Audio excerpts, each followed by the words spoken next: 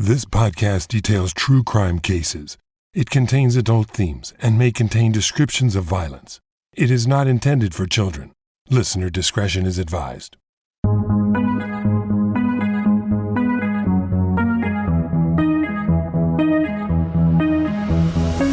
Thank you for joining me for today's episode of Once Upon a Crime.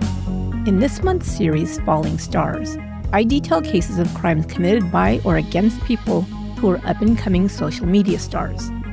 In this week's episode, a successful young entrepreneur gains a large following on Instagram by sharing her photos and videos of her life's milestones over the years. Alexis Sharkey's followers only saw the best times, fun with friends, professional achievements, and glamorous trips. But in 2020, her life quickly took a dark turn, hidden behind the idyllic images posted on social media. This is the last chapter in the series Falling Stars. Instagram star Alexis Sharkey.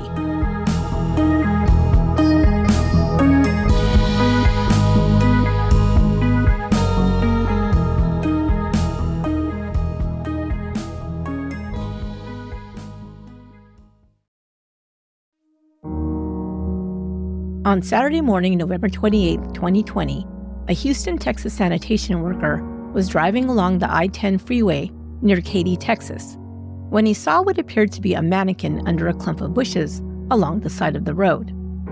Curious, he pulled over and took a closer look at what appeared to be feet and legs poking out from underneath.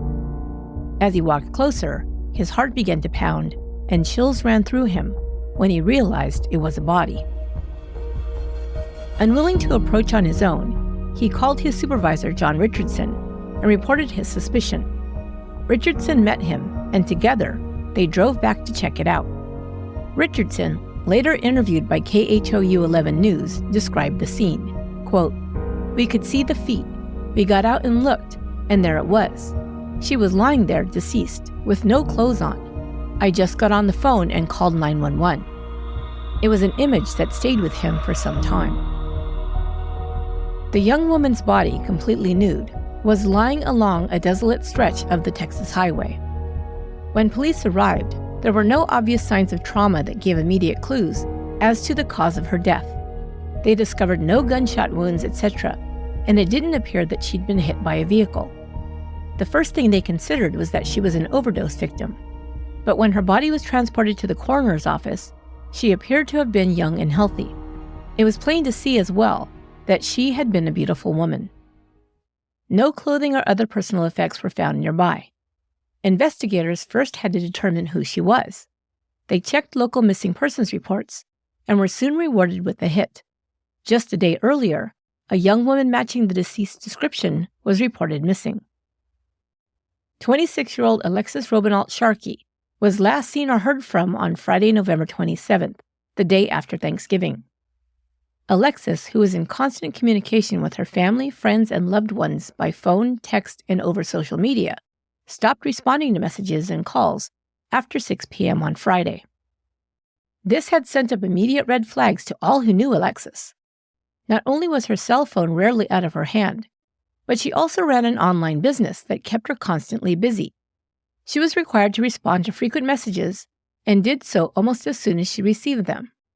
One of her friends said, quote, "I don't think we've gone more than 6 hours without texting," while another explained that because of the business, quote, her life was social media, so her phone was her life.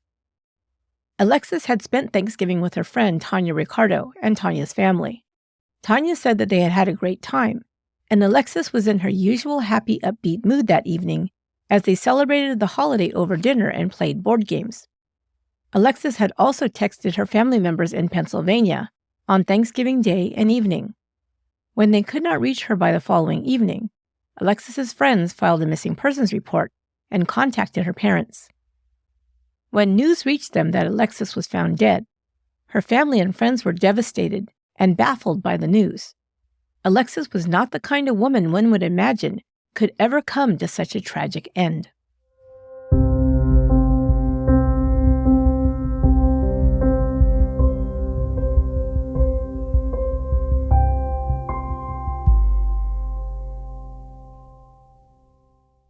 Alexis Robinault was born in 1971 in Warren, Pennsylvania. Her parents were Michael and Stacy Robinault. She was the oldest of 3 daughters and was close to her sisters Toby and Riley. The family settled in Youngsville, Pennsylvania, where Alexis attended Youngsville High. She graduated in 2012 and then attended the University of Pittsburgh at Bradford, where she studied science and nutrition. Alexis Robinault was unflaggingly energetic, cheerful, hardworking, and passionate about many things: her family, her friends, nature, animals, and health and wellness. She was athletic and loved being outdoors, kayaking, camping, hiking, and visiting picturesque natural landscapes with her friends and sisters. Like everything else, Alexis drove headfirst into college life. She had an active social life and scores of friends, but still took a hefty college course load, pursuing a biology major and a double minor in nutrition and psychology. Like most young people in the 2010s, Alexis had a robust online presence. One of her favorite places to post social media updates was on Instagram. In 2013, Alexis appeared in her first posts while at university, posing with friends drinking Red Bull energy drinks during finals week. Her posts showed that Alexis was popular, fun-loving, and growing in her beauty and confidence. Whether dressed in an oversized college sweatshirt and jeans or a slinky evening dress, Alexis was a knockout with big blue eyes, tan skin, and long wavy hair. But even while posting photos that make her look as glamorous as a runway model, she never seems to take herself too seriously, often mugging for the camera, making a goofy face, or striking a silly pose with friends. By the summer of 2013, Alexis began posting hair, makeup, and nail pics, trying out new looks and styles. There are many posts sharing fun times with friends and family members in the same year, attending Pittsburgh Pirates games, trips to the lake, and Halloween parties. Alexis loved Halloween and created unique costumes every year to celebrate the holiday, as Britney Spears, Rocky Balboa and wife Adrian with a friend, and one year as a packet of Taco Bell hot sauce. Even with all her social activities, Alexis earned nearly straight A's each semester and scored a 4.0 GPA at the end of most terms. By 2014, her GPA would consistently rank in the top 2% of U of Pittsburgh students. An Instagram post chronicled her 20th birthday in January 2014. In another, she's participating in the mud run for breast cancer awareness with her mom, Stacy. And in the spring, Alexis posted photographs that celebrated graduating college summa cum laude with a degree in biology and minors in psychology and exercise. One of Alexis's dreams had always been to travel the world. So when she learned about a career opportunity in which she could earn all expense-paid trips, she decided to give it a try. And whenever she tried anything, Alexis gave it 110%. Her position with the Monat Company was no different. Monat Global Corp, founded in 2014, is a privately held multi-level marketing company that sells hair care, skin care, and wellness products. As an independent representative of the company, Alexis invested about $200 to sign on as a rep. She began promoting and selling Monat's products in 2018. Alexis thought it was the perfect fit for her, as a person always interested in health and wellness. She began promoting products over social media, and because her business was run almost exclusively online, she can work from virtually anywhere. As a multi-level marketing company rep, Alexis was required to build a team of other representatives she trained and mentored. She would share in their successes, and in turn, they had the opportunity to develop their own teams, with sale commissions flowing up the chain to the highest-ranking team member. Alexis worked around the clock promoting and endorsing Monat's beauty, health, and wellness products online and on Instagram. Alexis often stated in her videos that she endorsed these products because she genuinely believed in them. She told her followers that the beauty and wellness products she endorsed were backed by science. She talked about her love of research and explained that she'd done her homework to ensure that they were safe and effective. Her enthusiasm made others believe in the business's potential as well, and she quickly assembled a team. Alexis's personality and drive were just naturally infectious. Her friend Tanya said, "She was just very, very positive. Many people looked up to her." Another friend, Brittany Pember, said, She was just like the light of the room. She was just so smart and funny. In a 2018 Instagram post, Alexis writes, "Network marketing has created more millionaires than any other business. I can only be successful if you are. So it's in my best interest to make you as successful as possible.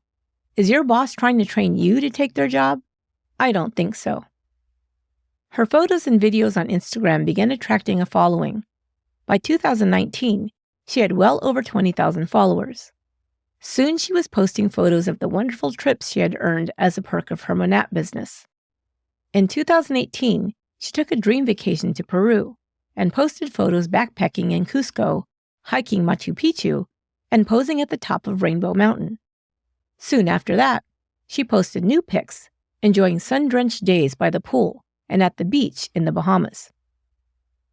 In July 2018, she wrote, "If you would have told me a year ago that in 2018 I would be spending a month in Peru, visiting the Bahamas 3 times, working solely online, creating so many meaningful friendships and amazing driven women, earning a free Cadillac, and going on a free vacation to the Bahamas with my man and biz partners, well, I wouldn't believe it, but here I am, and it's only June.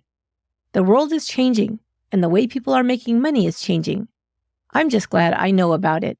#happy. Alexis rarely posted photos of herself with boyfriends before 2018, but after mentioning her man in the July 2018 post, her boyfriend Tom Sharkey became a regular fixture on her page. According to a friend, they met in 2018 and instantly clicked. Tom Sharkey, at 48, was 22 years older than Alexis. They bonded over fitness and love of the outdoors. Tom was a bodybuilder who had competed nationally. It was said that Tom Sharkey was also an entrepreneur, but by the time he and Alexis began seeing each other seriously, he appeared semi-retired from whatever that was.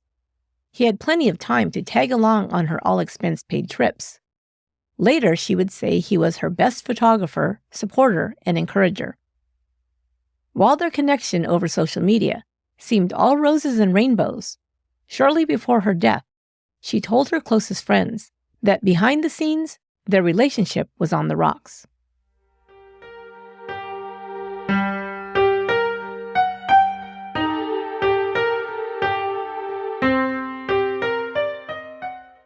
Most of what's known about Thomas James Sharkey is vague at best.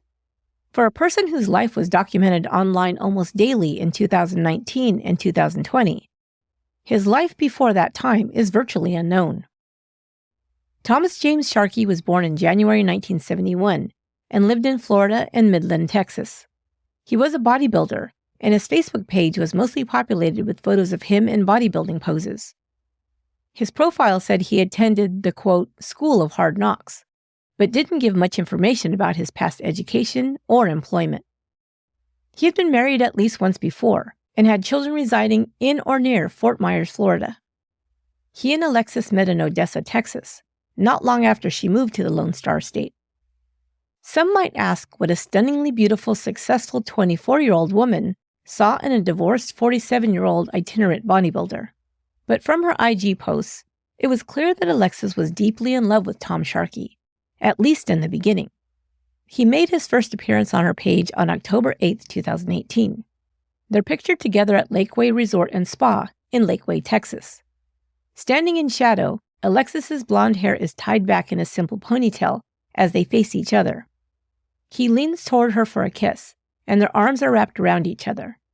His head is shaved, and his muscular arms bulge. She looks tiny next to him.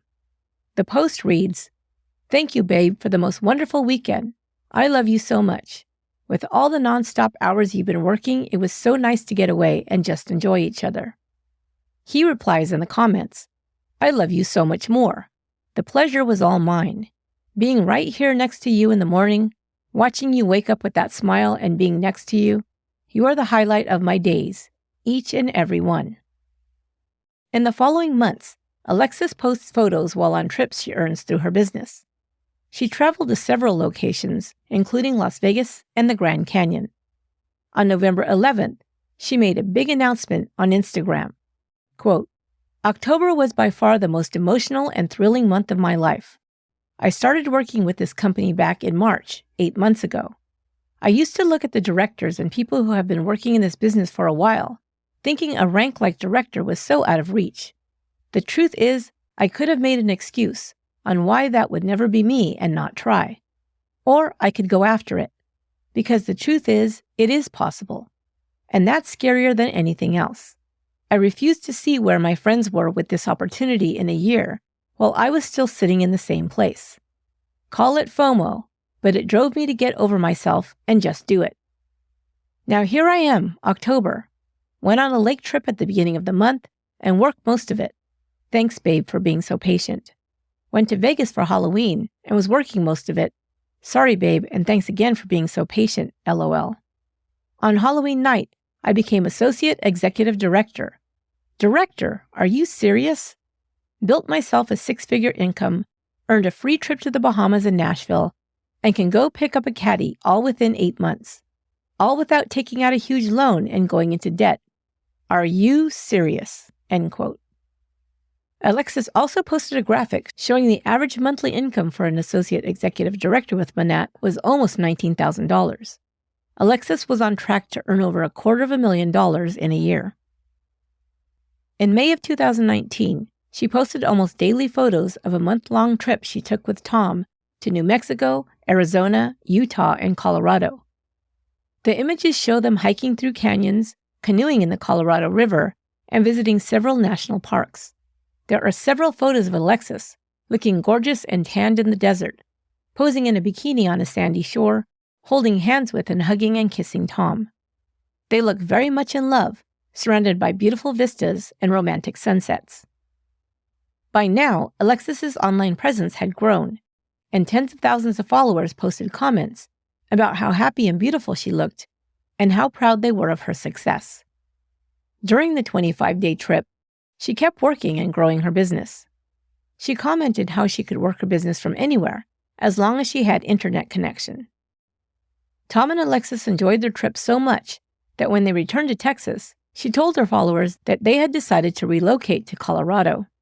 Quote, "With Tom's work being slow, he's been able to take off 3 months stress-free, and it's allowed us to spend 10 days in Vegas, followed by a month-long road trip. All because I'm able to take my work with me anywhere." End quote.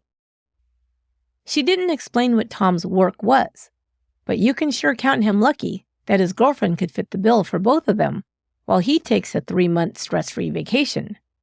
The question then for me is this: was she supporting him? Did he become financially dependent on her? He was traveling all over the world and staying in luxury resorts due to his girlfriend's hard work. Just 1 month later, in June 2019, Alexis posted a picture showing off an engagement ring with the caption, "You can call me the future Mrs. Sharkey."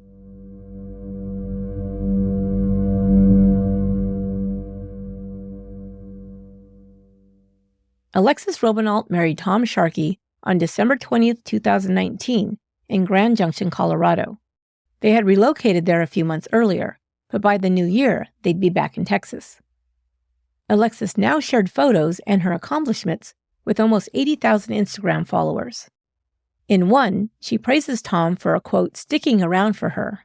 It reads, "You met me at my worst and managed to stick around through the journey to my best. Thank you for your constant support and being the best travel partner a girl could ask for. I love you." Alexis wrote the following to celebrate their 2019 wedding. "Shout out to my man. He was the one who originally pushed me to do this," referring to her business. "He saw what the products had done for me, he watched me rave about it, and basically told me I was insane not to get involved after taking a close look at the comp plan. We've been on so many trips these last 2 years, and in so many of them, I would go sit in the hotel room because there was stuff I just needed to get done." End quote.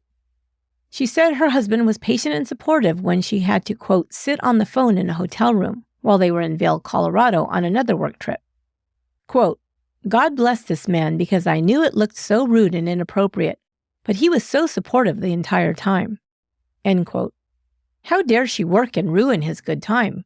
What am I missing here? Did she feel like she was doing something wrong by working her business?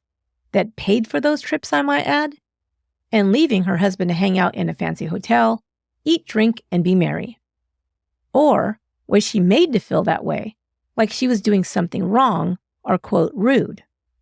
Was he making passive-aggressive comments or even openly criticizing her? We can only speculate, but more on this later. Alexis was living her best life. She was married, in love with her husband, and her business was thriving.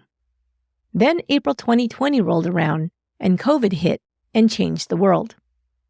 Alexis and Tom, like the rest of the country, were required to quarantine at home. By this time, they were living in a luxury apartment in Houston. For a few weeks, it was just the two of them, plus Alexis's beloved cats. She had 3 cats that she treated like royalty. Her Bengal went everywhere with her, even hiking and to the beach, often riding on Alexis's shoulders or on top of her head. But the state of Texas ended the shutdown of businesses and schools sooner than any other state in the nation. Within a few weeks, business was back to normal in most places in the Lone Star State. However, Alexis was able to continue doing business even during quarantine, since it was almost exclusively conducted online, even before COVID. From spring of 2020 through late summer, Alexis and Tom appear inseparable in photos. Images and videos of the couple show them kissing in front of a waterfall, Alexis in a sexy bathing suit on the beach, and the two of them dressed as Vikings for a Halloween party in October. She comments in one post that Tom was her, quote, official photographer and took almost all the shots of her. It certainly appears that he was at her side constantly. But the first cracks in their online romance began to show in October. You'd have to look closely to see them, but they were there. There are fewer photos of her and Tom together, and she stops referring to him as much as she had before. In the Halloween photos, she's unsmiling. This is a rarity. That month, she and her friends traveled to Marfa, Texas. Marfa is a small desert city in West Texas, known as an arts hub. There are indoor and outdoor art installations centered around a former army base. Alexis's destination was a landmark known as Prada Marfa for a planned photo shoot. Prada Marfa is a small building with the iconic Prada logo displayed outside. It's not an actual Prada retail store, but instead is a permanent sculptural art installation. It's located in a rural landscape alongside Route 90 in Jeff Davis County. In actuality, Prada Marfa is located about 26 miles northwest of Marfa, which Alexis points out in her Instagram post. In the photo above the caption, she poses in a white skirt with a side slit, a white crop top, and a white hat in front of the Prada store.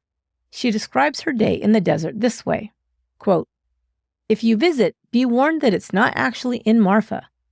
It was about a 40-minute drive from our hotel in the middle of nowhere. Also be prepared to have an audience of people waiting to get their pics as well. We went in the morning to try and avoid it, and that didn't work, LOL. Luckily, most people just wanted a quick photo and to get in and out. It was very windy, so we had a hard time getting a pic we liked. So I spent probably an hour there complaining and letting people go in front of us. But so worth it. So enjoy these pics of me being a desert Prada wannabe model," end quote. Alexis's posts were always upbeat and inspirational, but in one close-up photo of her on this day, she writes, "When people are rude to you, they reveal who they are, not who you are. Don't take it personally." There is no further explanation. Was she talking about her husband? While Alexis appeared to be having fun with her girlfriends during the trip, something was weighing heavy on her mind. Before leaving the desert, she confided in her friend the reality she was living offline. Alexis' friend described the conversation. "We were sitting down at dinner and she lost it. We walked back to our hotel room, and that's when she confided in me. I looked at her and I thought, she's petrified. This girl is scared for her life." Alexis claimed her husband had been, quote, putting hands on her, and said that all weekend while she was in Marfa, he'd been sending her, quote, really awful, nasty messages. She told her friend that when they would argue, Tom would choke her until she passed out.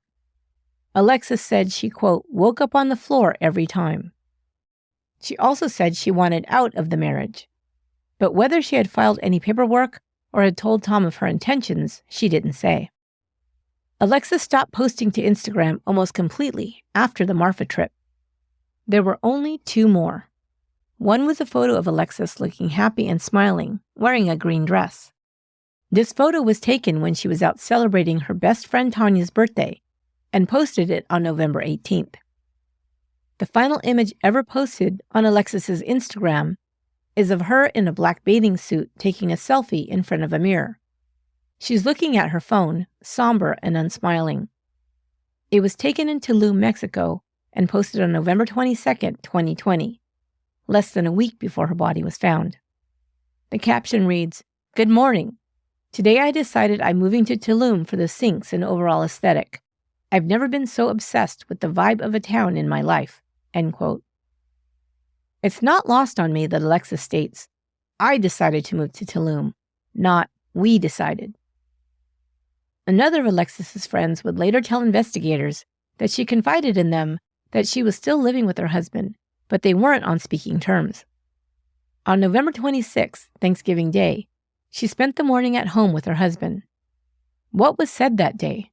Was that when she informed him that she was planning to file for divorce? Did he try to talk her out of it? Did he ask her to stay and try to talk to her? Was he angry when she left the apartment? We can only speculate once again. We do know that she arrived alone to have Thanksgiving dinner with her friends. The next day, she stopped answering calls and texts.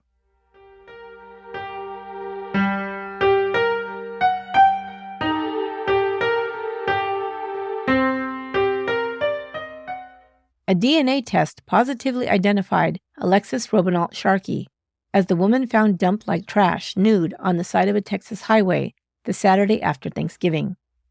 An autopsy was performed, and the medical examiner determined that she was a victim of homicide. Alexis had been strangled. It wasn't until the day her body was found that Tom Sharkey called his mother-in-law to tell her that his wife was missing. He said that Alexis had been under stress and unhappy, had argued with him, and, quote, hopped over the patio fence and into a car. She had not left in her own vehicle, he claimed. He implied that she'd left with some unknown person. Stacy Robinault posted a frantic message on her Facebook immediately after hearing the news, and upon being unable to reach her daughter by phone. Quote, "Please share this post. My daughter Alexis Sharkey is missing. No one has heard from her for over 24 hours, and the police are involved. She has lived in Houston, Texas since January, where she was last seen. Please help us find her and bring her home safely. We are so very desperate. Please share." Mere hours later, she learned of her daughter's death. Her next post reads, "It's with deeply broken hearts that Mike and I want to let you all know that Lexi's body has been found. We cannot begin to thank you for all your love and the kind words you've extended to our family.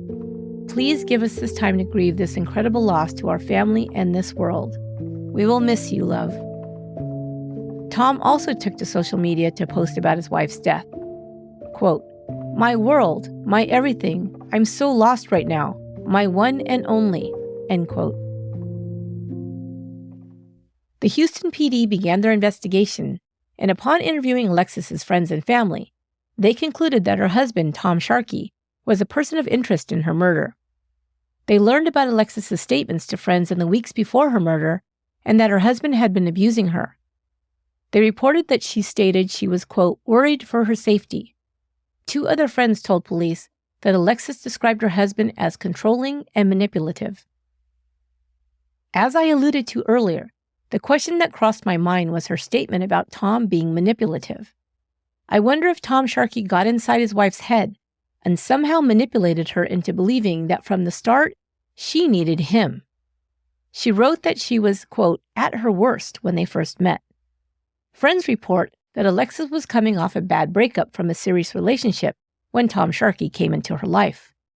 He may have positioned himself as the hero who chased her blues away, and maybe because of her vulnerable state at that time, she bought into it. She also gave him credit, in all caps in her post, for being the person who set her up for success by encouraging her to start the business. But everyone knew that Alexis, on her own, was driven, hardworking, and highly motivated in everything she set her mind to. It was her own hard work, passion, intelligence, and determination that made her a success. Perhaps Tom became threatened by this and tried to undermine her confidence. Maybe he failed in his attempts to keep her dependent on him. A story as old as time may have played out. Once Tom realized he could no longer control his wife through manipulation, he may have tried to break her spirit by, in Alexis's words, being rude. Perhaps because she continued to assert her independence, it then escalated into violence, as she reported to friends.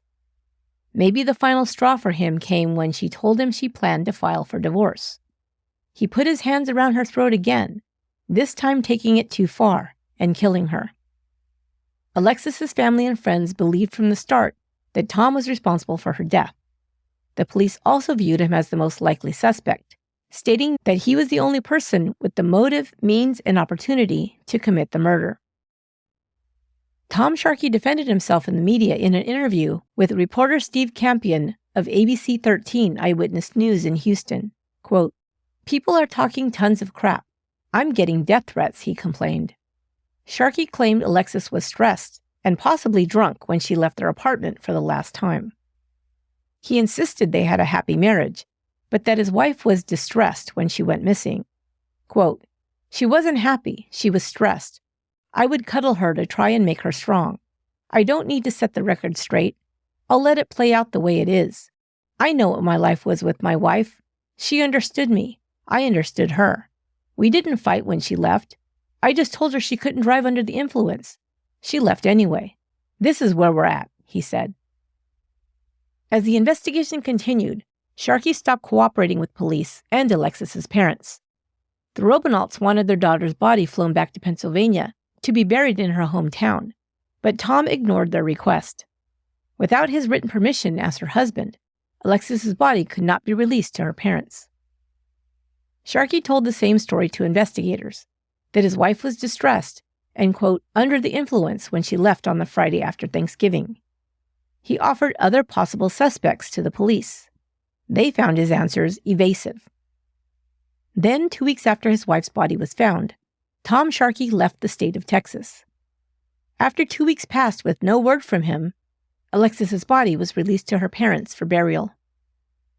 Sometime later, Sharkey was located in Georgia. Investigators contacted him and asked him to cooperate by providing his DNA. He agreed, but then disappeared once more. Months passed before police learned that he was living in Fort Myers, Florida, staying at the home of his daughter. A warrant for his arrest was issued on September 29, 2021. U.S. Marshals were sent to pick him up to be arraigned in Texas. At 10 p.m. on Tuesday, October 5th, Marshals arrived at Sharkey's daughter's residence to serve the warrant.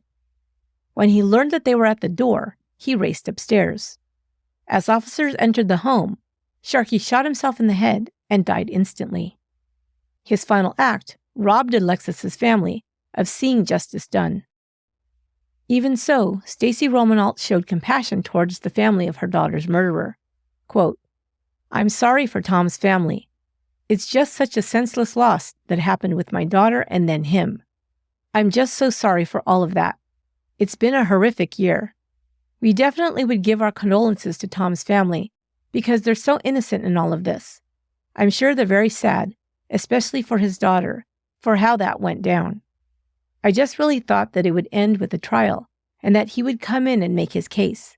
He chose not to go that way," she said. "I will admit, we have felt that Tom was guilty from this pretty much from the beginning. Loss of life is never good. I do feel like, in a way, he did serve himself justice." End quote. Alexis Robanalt Sharkey's life was lived out on social media. Thousands of people saw her light shine through her beauty and strength as they shared in her successes and accomplishments. More than anything else, Alexis wanted to be known as a mentor. She never thought herself as an influencer, but only as a businesswoman dedicated to encouraging and supporting other women to believe in themselves and reach their goals. Her life and the inspiration it provides lives on in the form of her Instagram posts. As of this writing, you can still see them on Instagram under @AlexisSharkey. That will do it for this episode of Once Upon a Crime. Once Upon a Crime is written and produced by me, Esther Sanchez-Ludlow. My production assistant is Lorena Garcia, and additional research for this episode was provided by Emma Battaglia. For bonus episodes, ad-free episodes, and other special perks, become a member of our Patreon. Go to patreon.com/onceuponacrime to find out more and join. You can also subscribe to Once Upon a Crime on YouTube. Watch videos of each episode to get a glimpse into the people and places I discuss. Check out all the video playlists on the Once Upon a Crime podcast YouTube channel. Subscribe and hit the notification bell. I really appreciate it. Until next time, be good to one another.